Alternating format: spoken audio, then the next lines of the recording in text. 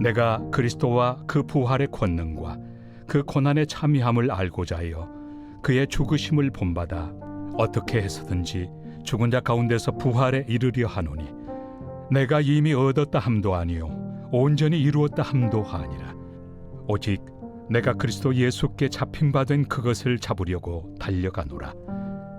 형제들아, 나는 아직 내가 잡은 줄로 여기지 아니하고 오직 한 일, 즉 뒤에 있는 것은 잊어버리고 앞에 있는 것을 잡으려고 표대를 향하여 그리스도 예수 안에서 하나님이 위에서 부르신 부름의 상을 위하여 달려가노라.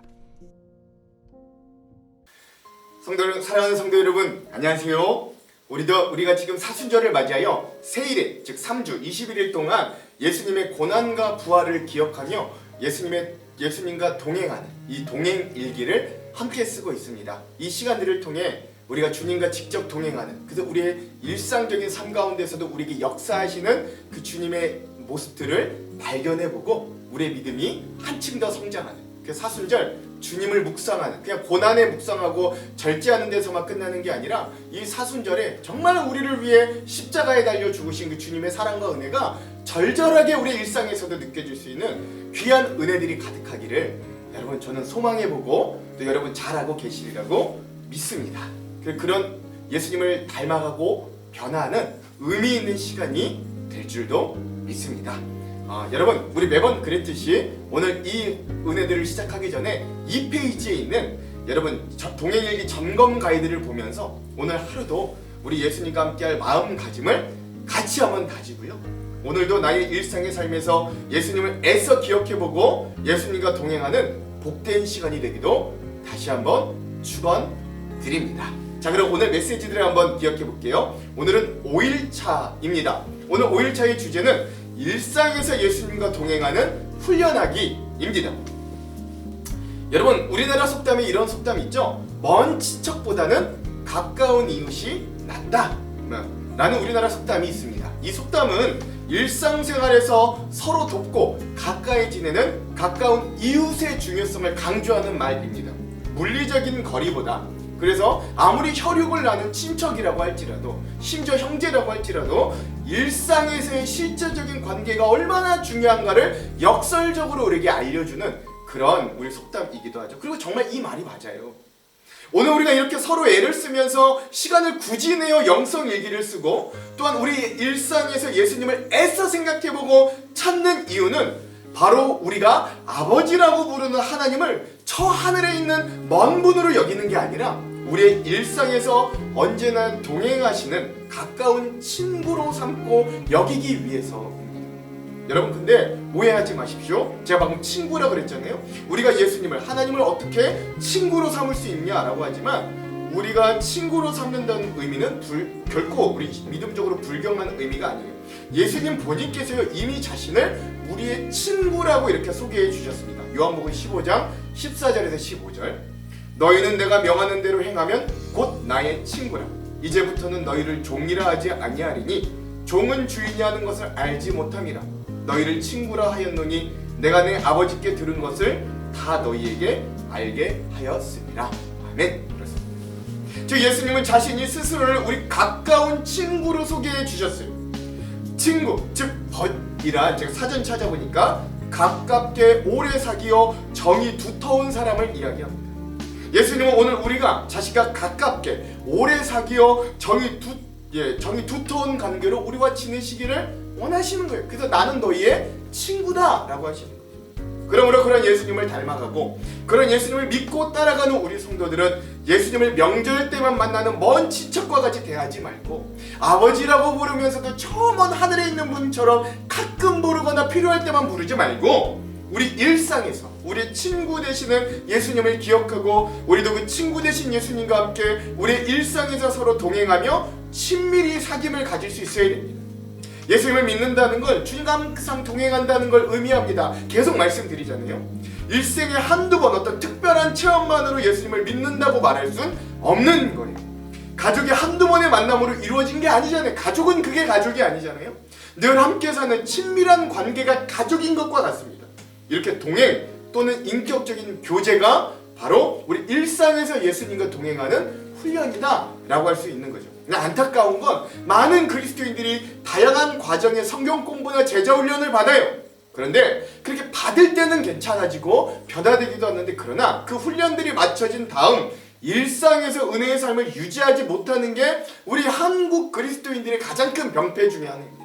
물론 안 받는 것보단 받는 게 낫지만, 일시적으로라도 그렇게라도 하는 게 좋지만, 그러므로 오늘 우리에게 필요한 것은 그런 특별한 체험이 아니라 우리 일상에서 주님과 동행하는 우리의 믿음의 눈이 뜨여지는 것이에요.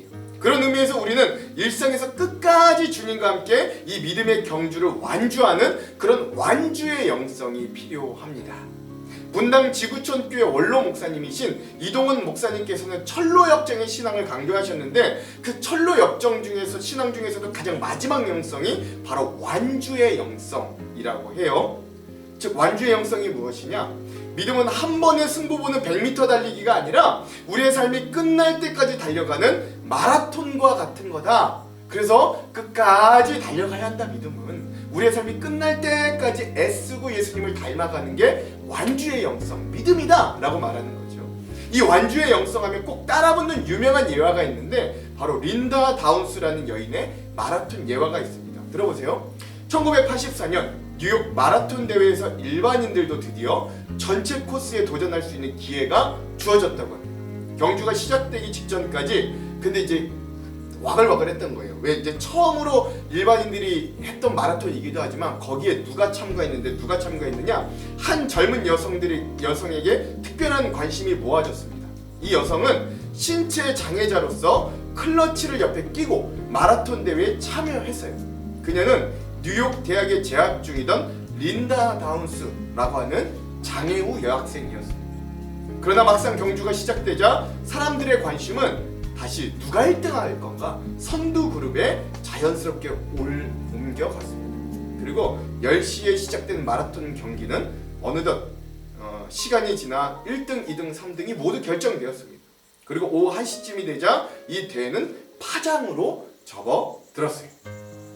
열띤 취재 경쟁을 벌이던 기자들도 모두 철수하고 그 마라톤 대회를 보도하던 방송 매체들도 다 철수했습니다. 그런데 저녁 8시 직전 미국의 CBS 방송국에 한 시민이 전화를 걸어봤어요. 그 제보 내용이 뭐냐? 지금 허드슨 강변 경주로 위쪽에 한 장애인이 여전히 클러치를 의지하고 마라톤을 뛰고 있다라고 하는 사실이었습니다. 그러니까 이 장면을 좀 너희 방송국이 보도해야 되지 않겠냐라고 어떤 한 시민이 제보를 줬던 거예요. 방송국에서는 즉시 긴급회의가 열렸어요.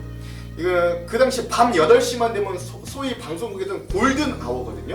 시청률이 최고가 되는 시간인데, 이 시간대에 과연 장애를 가진 여인의 마라톤 경주를 실시간으로 방송해야 하는가? 아니면 인기가 높을 것 같은 그 프로그램들을 내보내야 되는가? 결국 열띤 토론 끝에 그 감동적인 장면을 방송하기로 했습니다. 마라톤, 그 린다 다운스 여인을 생중계하기로 결정했습니다. 린다 다운스는 출발선을 떠난 지 11시간 54초 만에 드디어 결승선을 골인했습니다. 경기가 끝난 후에 무엇 때문에 이런 시도를 했느냐는 기자들의 질문에 린다 다운스는 이렇게 말을 했다고요. 내 목표는 처음부터 입상하는 것이 아니라 완주하는 것이었습니다. 나는 그 목표를 성취했을 뿐입니다. 나 같은 장애인도 인생의 목표에 도전할 수 있다는 용기를 나누고 싶었습니다.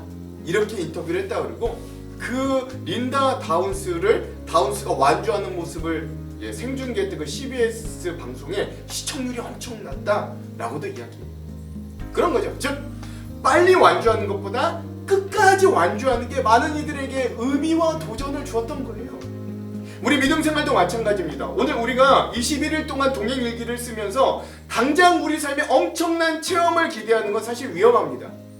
예수님이 주님이라고 불려지고 하나님이 아버지라고 불려진다면 주님께서 함께 하시는 증거는 이미 충분한 거예요. 이미 어제 우리가 우리의 마음에 주님이 임재하신 증거들을 함께 나눈 걸 여러분 기억하시죠? 즉 우리가 주님과 친밀히 동행하는 것과 24시간 예수님을 바라보는 것은 성경만 읽고 기도만 하라 라고 하는 게 아닙니다. 누구를 만나든 우리가 일상에서 무엇을 하든 함께 하시는 그 주님을 인식하고 그 주님을 기대하며 우리 일상의 소소하고 작은 일에서도 주님께 한번 순종해보고 맡기라는 거예요. 24시간 예수님을 바라보고 1년을 살아보십시오. 그럼 우리의 인생이 얼마나 변화되었는가를 체험하고 경험하게 될 겁니다. 후에 이런 의미를 나누며 오늘 우리가 필사할 말씀을 다 같이 한번 읽어봤으면 좋겠어요. 빌립보서 3장 10절에서 14절 말씀입니다. 시작. 내가 그리스도와 그 부활의 권능과 그 고난의 참여함을 알고자 하여 그의 죽으심을 본받아 어떻게 해서든지 죽은 자 가운데서 부활에 이르려 하느니 내가 이미 얻었다 함도 아니요 온전히 이루었다 함도 아니라 오직 내가 그리스도 예수께 잡힌 바 된 그것을 잡으려고 달려가노라. 형제들아, 나는 아직 내가 잡은 줄로 여기지 아니하고 오직 하늘 즉 뒤에 있는 것은 잊어버리고 앞에 있는 것을 잡으려고 표대를 향하여 그리스도 예수 안에서 하나님이 위에서 부르신 부름의 상을 위하여 달려가노라. 아멘. 우리 마치 바울 하면, 사도 바울 하면 천국을 따는 당상처럼 여기지만 이 바울의 고백은 그런 나도 여전히 아직도 그 목표에 이르지 못해 여전히 나는 달려갈 거야, 끝까지 달려갈 거야 라고 말하는 걸 여러분 기억하십시오. 오늘 메시지에도 등장하지만 아브라함은 처음 하나님의 소명을 받았을 때 어디로 가야 할지도 모른 채, 즉 갈 바를 알지도 못한 채 하나님의 명령대로 그 길을 떠났다고 했어요. 그러나 그가 그 길을 떠나고 난 이후에 그의 온 삶을 통해 후에 그리고 끝까지 하나님의 말씀에 순종함을 통해 그는 그의 인생이 하나님께서 이끄시는 놀라운 은혜로 가득 찼음을 알게 되는 거예요. 요셉도 마찬가지죠. 그에게 다가왔던, 젊은 날 그에게 다가왔던 도대체 이유를 알 수 없는 수많은 고난과 억울한 일들 가운데서도 그 요셉은 포기하지 않고 끝까지 하나님을 의지하며 신뢰할 때 그는 자기에게 다가온 고난과 연단의 의미들을 이 인생에 말년에서 깨닫게 되는 것입니다. 그리고 그의 고백이 이래요. 창세기 50장 19절에서 21절. 요셉이 그들에게 이르되 두려워하지 마소서, 내가 하나님을 대신하리이까.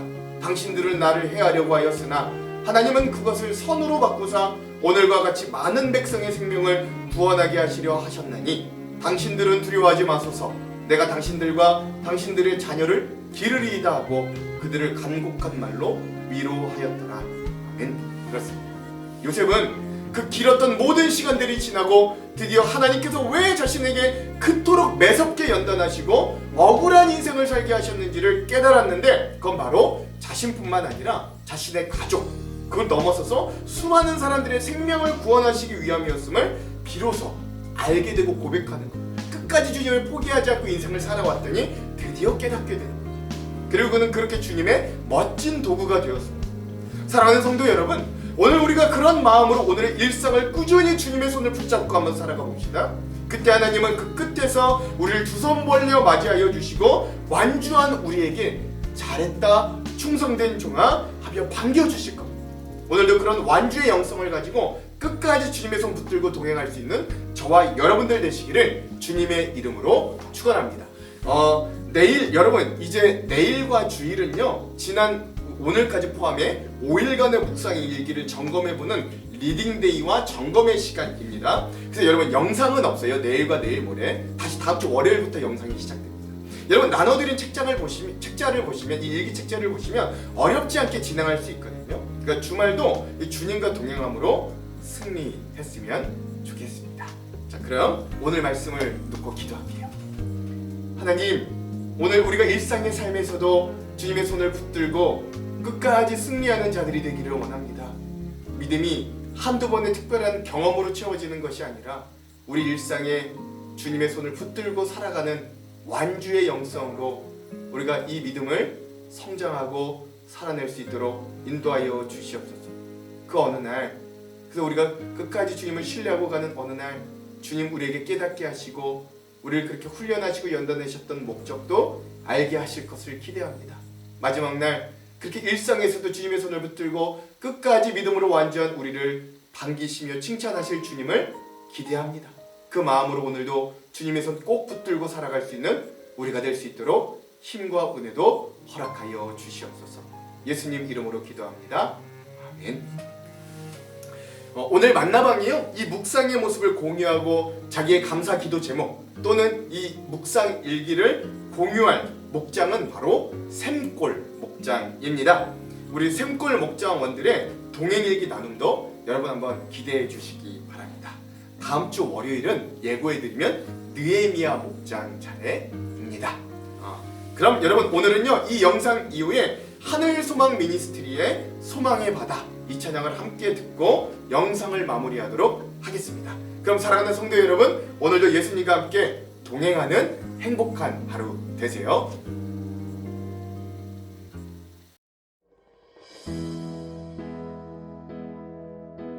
나 지금은 비록 땅을 벗하며 살지라도 내 영혼 저 하늘을 디디며 사네. 내 주님 계신 눈물 없는 곳, 저 하늘에 숨겨둔 내 소망이 있네.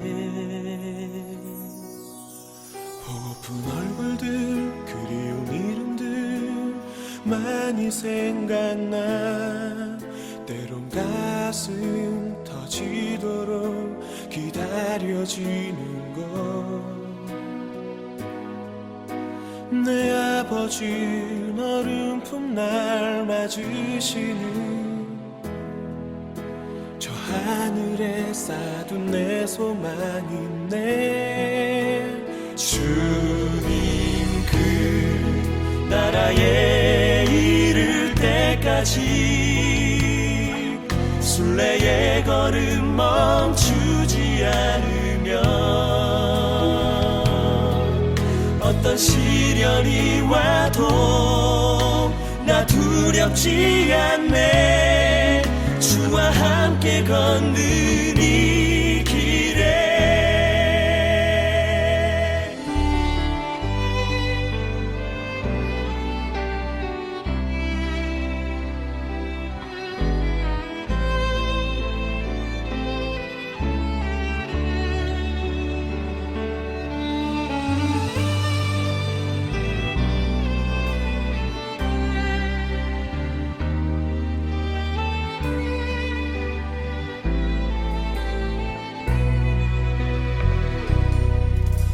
나 지금은 비록 땅을 벗하며 살지라도 내 영혼 저 하늘을 디디며 사네.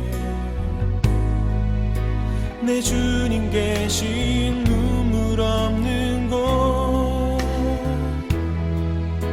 저 하늘에 숨겨둔 내 소망을